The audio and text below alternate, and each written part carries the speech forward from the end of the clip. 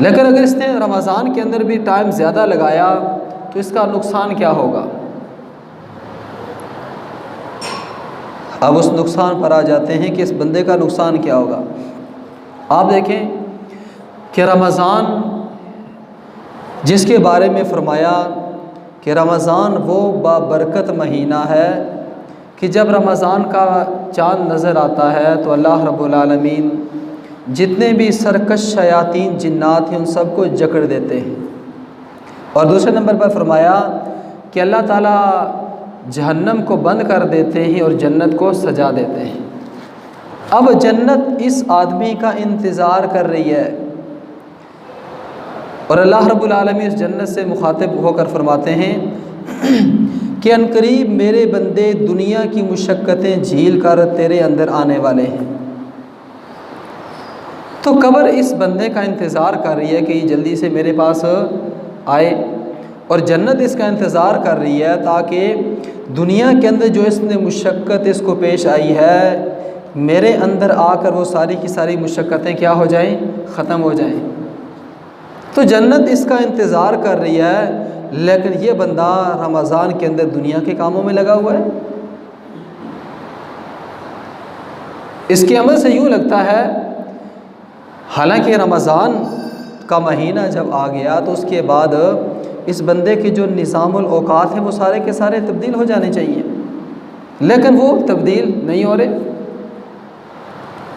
तो जन्नत इसका इंतज़ार कर रही है और ये बंदा दुनिया कमाने के पीछे लगा हुआ है। हालांकि ये वो दुनिया है कि जो इसके साथ जाने वाली नहीं है। तो जो हमेशा रहने वाली चीज़ है उसको इसने बुला दिया, और जो एक आर्जी चीज़ ख़त्म होने वाली है उसके पीछे ये लगा हुआ है। इसे ये फ़िक्र नहीं कि भाई रमज़ान नेकियों का सीज़न आ गया है, अब इसके अंदर ज़्यादा से ज़्यादा मुझे नेकियां करनी चाहिए। तो ये अपने बाकी काम काज के अंदर लगा हुआ है। तो जब यह बाकी काम काज के अंदर लगा तो उसका फिर नुकसान क्या हुआ। उसका नुकसान ये हुआ कि जितनी नेकियां इसको रमज़ान के अंदर करनी चाहिए थी उन नेकियों तक ये पहुंच नहीं सका। रसूल अकरम सल्लल्लाहु अलैहि वसल्लम दुआ मांगा करते थे कि अल्लाहुम्मा बारिक लना फ़ी रजब व शाबान, कि अल्लाह रजब और शाबान में बरकत अता फरमा, व बल्लना रमज़ान, और हमें रमज़ान तक पहुँचा।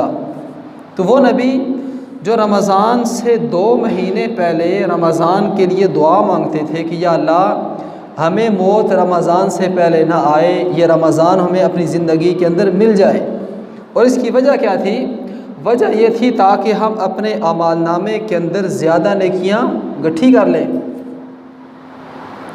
लेकिन आज ये जो ज़्यादा नेकियां गट्ठी करने वाला, जमा करने वाला जो कंसेप्ट है ये आज ख़त्म हो गया है।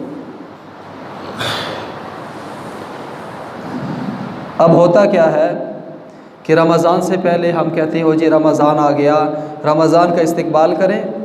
तो रमज़ान का हम इस्तकबाल उस मेहमान की तरह करते हैं जिसका मैंने अभी आपके सामने तज़किरा किया कि मेहमानों की 2 किस्में ना। एक मेहमान वो है कि जो आम मेहमान है, एक वो है कि जिस मेहमान की तरफ से आपको माली मदद मिलती है। मिसाल के तौर पर एक आदमी आपको महीने का 50,000 रुपया देता है। जब वो आपके घर मेहमान बन कर आए तो आप उसकी मेहमानी किस अंदाज से करेंगे? ठीक है, वो एक अलग शान है उसकी। और एक वो मेहमान की जो एक आम मेहमान है, वो जब आपके घर आया तो आपने क्या करना है कि एक वक्त उसको गोश्त खिलाना है, अगले टाइम दाल, उसके बाद सब्ज़ी, फिर घर में जो पका है बस ठीक है भाई ये खा लो, गुजारा करो।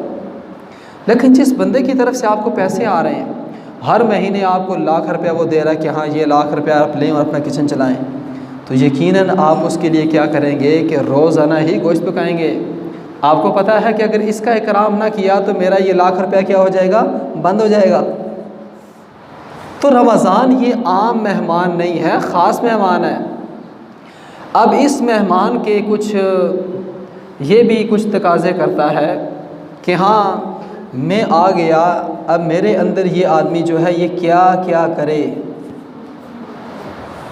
इसको क्या क्या करना चाहिए। तो सबसे पहली बात तो ये है कि हम अपना निज़ामुल औकात तब्दील करें। रमज़ान सिर्फ़ ज़बान से हम ये तो कह देते हैं हाँ जी और रमज़ान का महीना आ गया, बड़ी बरकत वाला महीना है, और आप देखें कि ये बात हर बंदा कर रहा होता है।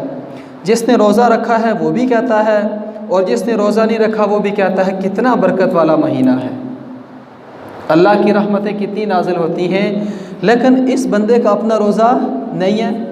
तो बरकत का इकरार तो वो भी कर रहा है, लेकिन वो बरकतें उस पर नाजिल नहीं हो रही। एक तो ये है कि जैसे मैंने पहले अर्ज़ किया कि अपने निज़ाम को, निज़ामुल औकात को तब्दील करें। सिर्फ़ नारे लगाने से बात नहीं बनेगी। एक बंदा खाली नारे लगाता जाए और कहे हाँ जी ये काम हो जाएगा, तो ऐसे काम नहीं होना। जब तक कोई काम आप नहीं करेंगे तो उस वक्त तक वो काम नहीं होगा। तो सबसे पहले ये है कि आप अपना निज़ामुल औकात बनाएं। मिसाल के तौर पर अगर एक आदमी रमज़ान से पहले नमाज नहीं पढ़ता था, और ये एक बहुत ही अजीब बात है कि मुसलमान के बारे में भाई ये बात सोची नहीं जा सकती कि वो अल्लाह ताला की इबादत ना करे, लेकिन अगर कोई आदमी इसमें गफलत कर रहा है तो इस रमज़ान के आने से पहले अपने आप को ठीक कर लें। अगर रमज़ान से पहले आप किस जमात के साथ नमाज नहीं पढ़ते तो रमज़ान में पूरी 5 नमाज़ें जमात के साथ होनी चाहिए। एक नमाज भी ऐसी ना हो कि जो आप बगैर जमात के पढ़ें, नहीं।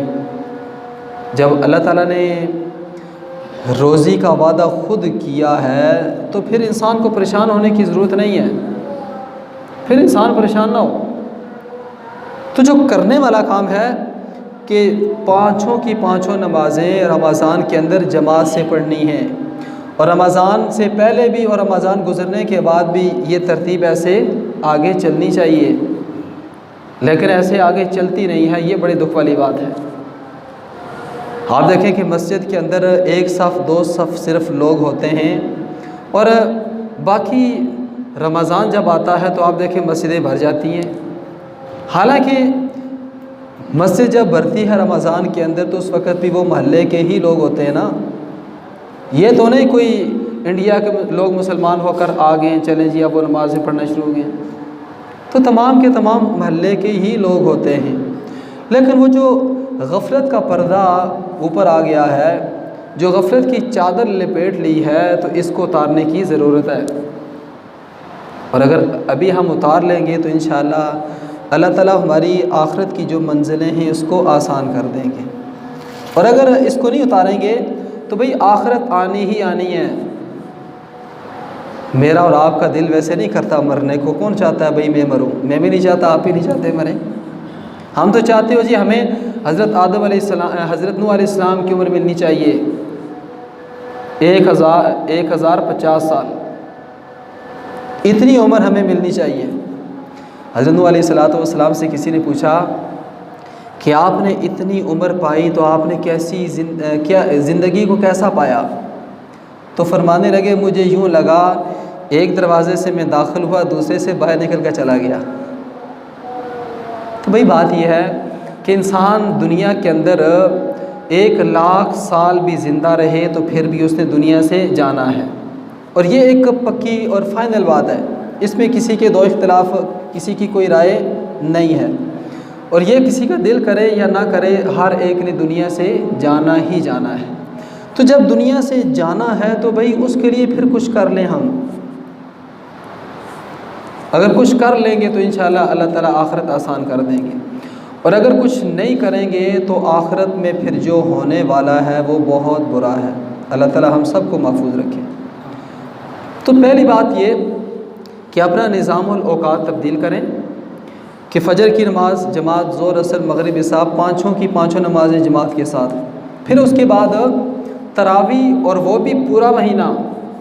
अब होता क्या है कि पहले दिन, दूसरे दिन, तीसरे दिन, 3 दिन तो हर आदमी बड़े शौक़ से तरावियाँ पढ़ता है, और जब चौथा दिन आता है तो चौथे दिन 2 तरावियाँ पढ़ने के बाद चलें जी पानी पी कर आ गए, 4 होगी, फिर दोबारा पानी पी लिया। जब चौथा 5वां दिन आता है या पहला हफ्ता गुजरता है तो उसके बाद 20 तरावियों से कम होकर 8 पढ़ी और चुप करके निकल गए। वही बात यह है कि रमज़ान में तरावी के अंदर कुरान पढ़ा जाता है और साल में एक मरतबा कुरान सुनना हर आदमी पर कुरान का हक़ है। हमें देखें बाकी सारे हक़ याद हैं लेकिन ये हक़ हमें भूल जाते हैं। अब ज़ाहिर बात है जो 8 पढ़ के दौड़ लगा रहा है तो वो सारा कुरान तो नहीं सुन सकेगा ना। रसूल अकरम सल्लल्लाहु अलैहि वसल्लम के साथ है जिब्राइल अमीन हर साल आकर एक मरतबा कुरान का दौर किया करते थे। तो रमज़ान ऐसा महीना है कि जिसमें आप कुरान कम से कम एक मरतबा सुन सकते हैं। वैसे तो रोज़ाना कुरान पढ़ना चाहिए। हमने दरअसल ना वो हर एक चीज़ का सीज़न बना लिया है। जब कोई आदमी फ़ौत हो जाए तो फिर हम कुरान खोल लेते हैं, जब अब्बा जी का ख़त्म हो तो फिर हम कुरान खोल लेते हैं, जब दुकान खोलनी हो, नया इफ्तिताह हो तो फिर कुरान खोल लेते हैं। इसके अलावा हमारा कुरान बंद ही होता है। तो जब वो बंद कुरान घर में होता है तो वो भी इस आदमी के लिए बद्दुआ ही करता है ना कि जैसे अल्लाह तूने मुझे बंद किया है, अल्लाह से तुझे भी बंद कर दे। फिर बंदा कहता हो जी कारोबार नहीं चल रहा, वो जी बिज़नेस नहीं चल रहा, बिज़नेस ख़राब हो गया है, तो चले मौलवी साहब कोई दम करें, कोई तावीज़ दें। भाई जो कुरान घर में इतना बड़ा तावीज़ पड़ा हुआ है उसको खोल कर पढ़ तो लो यार। तो इन चीज़ों से बाहर निकलने की ज़रूरत है। तो तरावियाँ पढ़नी है पूरी की पूरी 20 और पूरा महीना पढ़नी है। ये नहीं कि हाँ पहले हफ्ते पढ़ी, चलें जी अगला हफ्ता जब आया तो घर के अंदर आराम करो, और रमज़ान का जब आखिरी अशरा शुरू हो गया चलें यार तरावी पढ़ लेते हैं, कोई बात नहीं है। तो क्या ये हम उस रमज़ान के महीने का एहतराम कर रहे हैं, इस्तकबाल कर रहे हैं? ये तो वही हो गया ना आम मेहमान वाला इस्तकबाल हो गया। पहले दिन गोश्त खिलाया, अगले दिन दाल खिलाई, तीसरे दिन सब्ज़ी खिलाई, चौथे दिन कहा जाओ भाई घर आओ, काफ़ी होगी आपकी। तो 20 तरावियाँ पूरी पढ़नी है, पूरा कुरान रमज़ान के अंदर सुनना है। इसकी वजह क्या है? एक तो ये है कि रसूल अकरम सल्लल्लाहु अलैहि वसल्लम के सहाबा उनसे ये चीज़ साबित है, सुन्नत मुअक्कदा है ये एक बात। दूसरी बात अल्लाह रब्बुल आलमीन फरमाते हैं वस्जुद वक़्तरिब, इन 2 लफ्ज़ों पर गौर कीजिए। अल्लाह ताला फरमाते हैं वस्जुद, सजदा करो, वक़्तरिब, मेरे करीब हो जाओ। तो तरावीह के अंदर आप देखें कि 20 रकतों के अंदर कितने सजदे हैं जी? 40 सजदे जब एक आदमी करता है तो क्या वो अल्लाह के करीब नहीं होता? अल्लाह कहते हैं सजदा करो मेरे करीब हो जाओ, हम कहते हैं ना ना ना ये काम नहीं करना, ये काम नहीं करना। रमज़ान में इशा की नमाज़ पढ़नी है और चुप करके घर जाकर सो जाना है, इसलिए सजदा करके मैं अल्लाह के करीब क्यों हूँ? तो सजदा करो मेरे करीब हो जाओ। अल्लाह ताला इंसान को करीब करना चाहते हैं लेकिन हम अल्लाह ताला से दूर भाग रहे हैं। और एक और हदीस कुदसी है, अल्लाह ताला फरमाते हैं जो बंदा मेरी तरफ एक हाथ आता है मैं उसकी तरफ 2 हाथ आता हूँ, जो मेरी तरफ चल कर आता है मैं उसकी तरफ दौड़ कर आता हूँ। लेकिन भाई कोई आए तो सही ना। तो इसी रमज़ान के अंदर एक तो रोज़ा रखना है, रोज़े से कुछ नहीं होता। अब कई लोग जो है ना रमज़ान आ गया है, कुछ तो वो है ना कुछ जो जेन्युइन बीमार हैं, लेकिन कुछ वो हैं कि जो रमज़ानी बीमार बन जाते हैं। बाकी सारे काम करने पाबंदी के साथ, दुकान खोलनी है, दफ्तर खोलना है, कारोबार करना है, ठीक है, और सुबह मंडी जाकर बड़ी बड़ी बोरियां कंधे पर उठानी है। लेकिन जब रोज़े का पूछा जाए, रोज़ा नहीं रखा, यार मेरी तबीयत बड़ी ख़राब है, मैं तो मरने वाला हूँ। भाई कोई नहीं मरता। रोज़े के बारे में फरमाया कि तसूमु तसिहु, रोज़ा रखो तुम सेहतमंद हो जाओगे। रोज़े से बंदा नहीं मरता, और अगर मर भी गया मरना तो है ही है ना एक दिन, ये तो अल्लाह ताला का निज़ाम है। अगर कोई आदमी रोज़े की हालत में अल्लाह ताला के पास चला जाता है तो क्या अल्लाह ताला इस बंदे को माफ़ नहीं करेंगे? ज़रूर माफ़ करेंगे। और इसी रमज़ान के मुतालिक फरमाया कि रमज़ान वो बरकत वाला महीना है कि इस महीने में जो रोज़ेदार रोज़ा रखते हैं तो अल्लाह रब्बुल आलमीन ने उनके लिए एक दरवाज़ा बनाया है जिसका नाम है बाबुर रिहान। इस दरवाज़े से जन्नती उस जन्नत में दाखिल हो जाएंगे, इनके लिए मखसूस दरवाज़ा है। तो इसलिए जो बंदा सही जेन्युइन बीमार है वो एक अलग बात है। लेकिन ये अक्सर बीमारी जो रमज़ान की बीमारी लोगों में शुरू हो जाती है, इससे ख़त्म कीजिए। हकीकत बात है, ऐसा ना हो कि हम उस वईद की नज़र ना हो जाएं कि अल्लाह के नबी सल्लल्लाहु अलैहि वसल्लम ने फरमाया कि हलाक हो गया, तबाह हो गया वो बंदा कि जिसने रमज़ान पाया और अपनी बख्शिश ना करवाई।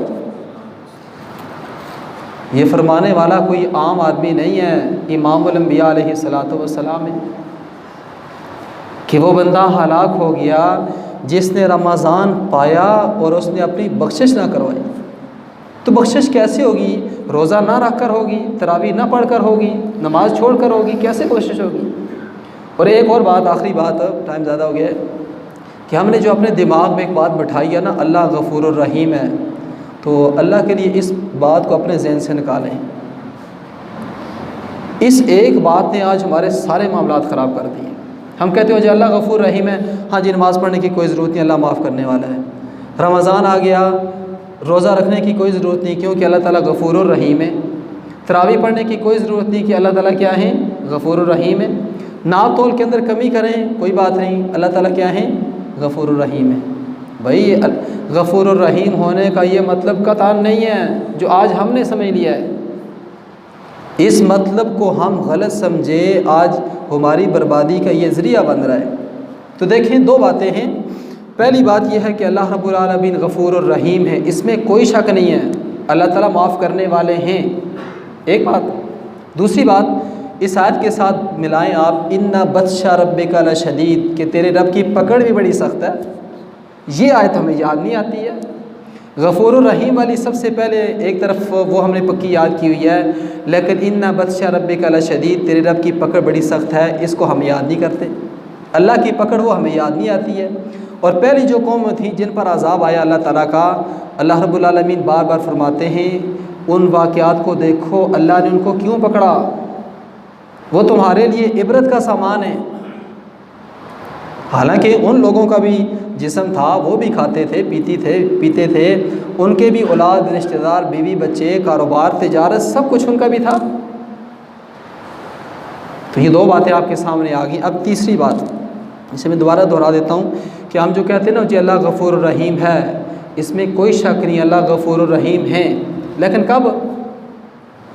कि अल्लाह रब्बुल आलमीन ने जो हुक्म फरमाया है कि ये काम करो कुरान और हदीस के अंदर अपने नबी के ज़रिए, और इन कामों से क्या करो? बचो। अब एक आदमी नेक अमल करेगा, गुनाह से बचेगा, अब उसमें कोई थोड़ी बहुत कमी पेशी रह जाए तो अल्लाह ताला उसको माफ़ कर देंगे। लेकिन एक वो है कि एक आदमी बिल्कुल सिरे से वो काम करे ही ना, इसके मुताबिक